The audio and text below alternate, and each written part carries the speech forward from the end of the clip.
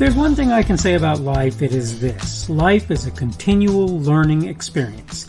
You're always learning new things. Some things you learn, you find out, are basically things you already knew, restated in new ways, and I'll acknowledge that that's true.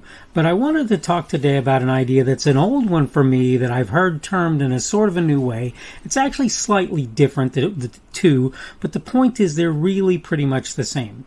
But we're going to talk today on the subject of good money after bad on the Daily Summation from Kurt's Religion and Politics. I'm your host, I'm Kurt, and today is Monday, the 25th of October of 2021. Thank you, again, welcome to everyone who's here on Rumble, on YouTube, and on the podcast. Keep doing the thank you thing at the beginning now. I'm going to reverse it for a while to make things a little more interesting. I'm going to talk, as I say, on the subject of good money after bad. Let me go ahead and go through my notes, and it will give you an idea what we're talking about. I want you to know in advance that this is a COVID-related video, at least in part. It's not really totally COVID-related, but it's partially so. That certainly is what sort of ends up shaking out of the video the more I think about it. As is often the case, today's edition of the Daily Summation is the result of a social media post. There's an individual I count a friend, though not someone I know personally, on social media who responded to something I said talking about the idea of the sunk cost fallacy. If you don't know what that is, don't be too concerned. Until I looked it up, I didn't either. Back when, we commonly called it throwing good money after bad. The idea is people assume they can't justify bad decisions unless they keep up the act for as long as is necessary to do that. The current COVID pandemic is an excellent example. The individual in question believes, and I think rightly for certain folks, misreading my own stuff, that backing away from masking, vaccines, and social distancing now would show what a failure those policies were all along. So the continued mandates of various types, where failed policies are concerned, and the procedures that go along with them end up, continuing. They end up going on. Don't think they're ineffective?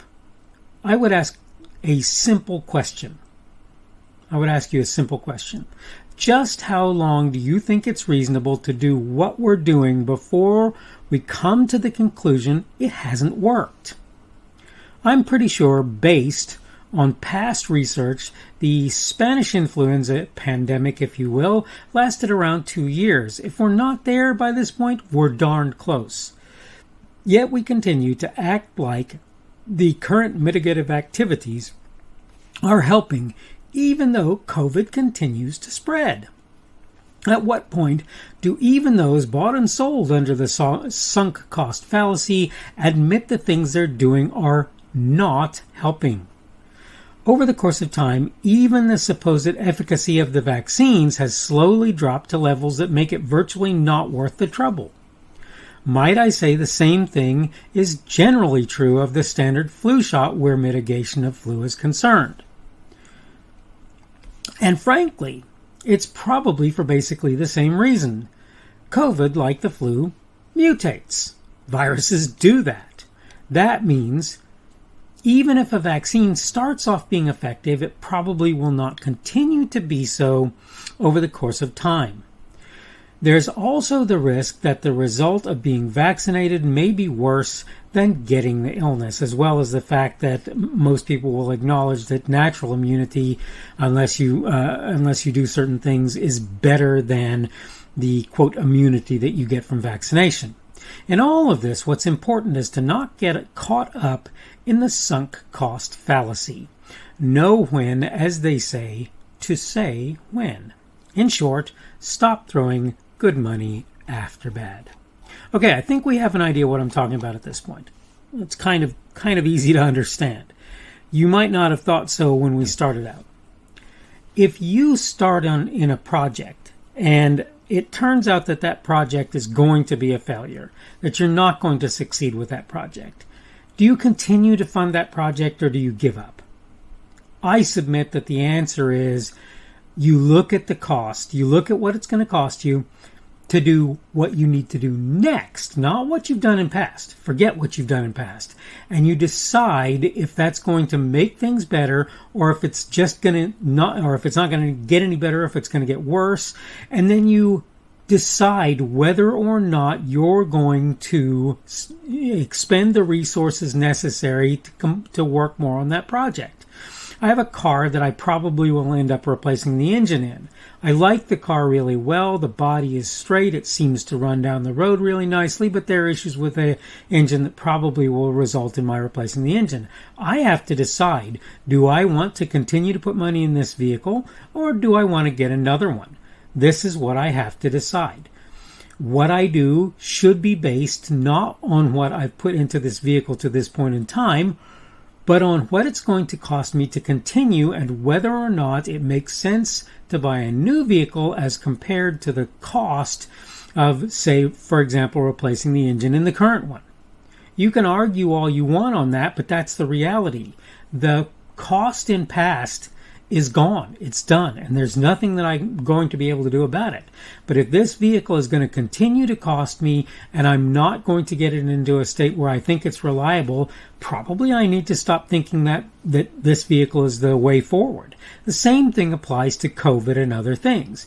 If what you've done in past, and I'm just going to tell you, as I've said already in my notes, if you can't see that what we've done as mitigation for COVID-19 has not helped, not locking down, not masking, not social distancing, not vaccines, that we continue to have record numbers of outbreak cases, and many of them are what they call breakthrough cases where people had the vaccine and they still end up getting a case of COVID-19.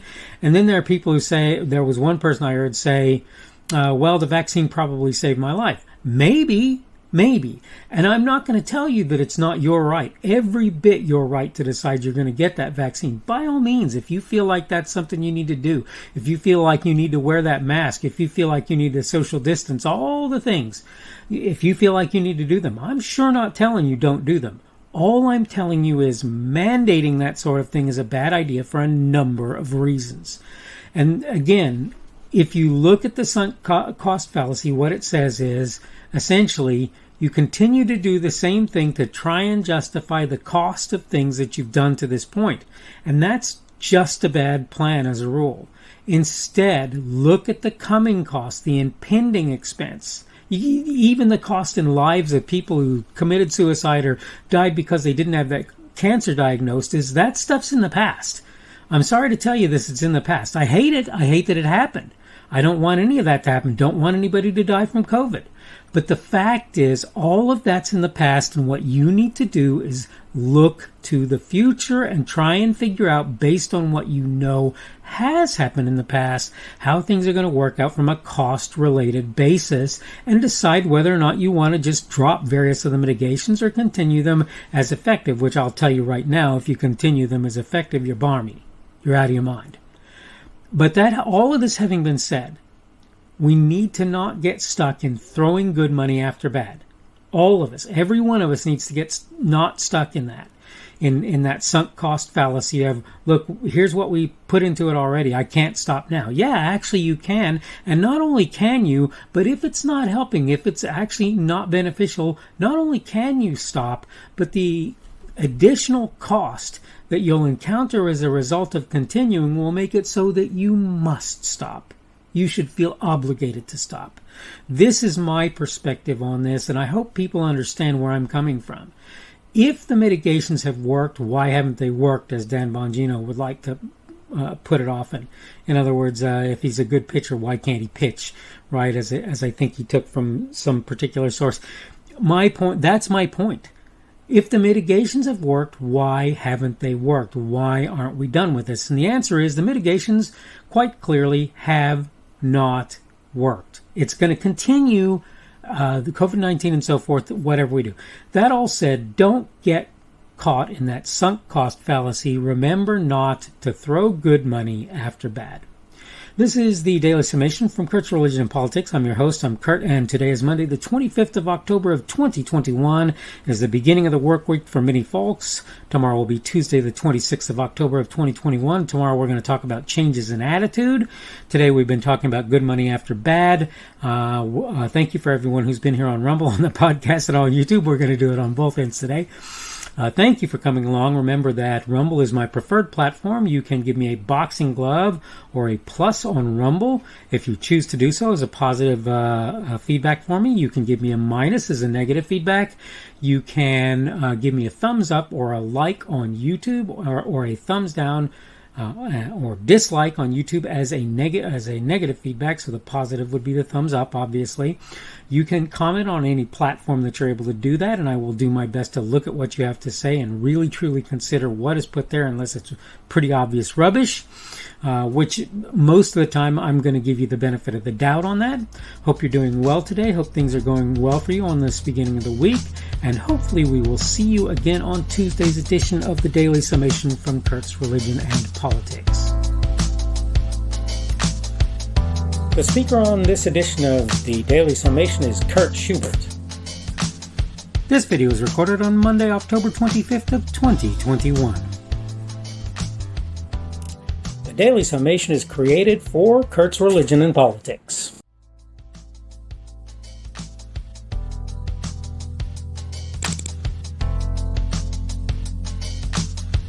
Thanks for watching this edition of the Daily Summation from Kurt's Religion and Politics. I hope you found it entertaining or instructional, or maybe both.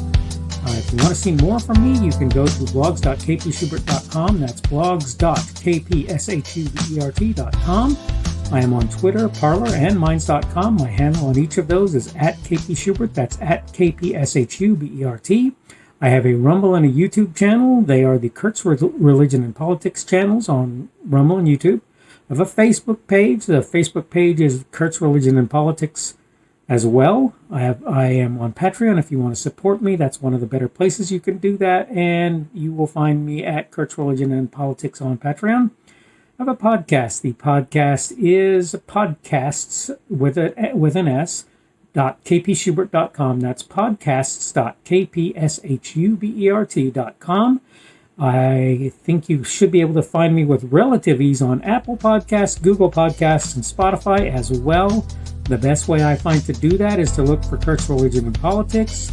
You can try to use the Daily Summation. I find that it doesn't work as well as a general rule, but you can always try that. I'm glad to have you aboard today, and hopefully we will see you again tomorrow.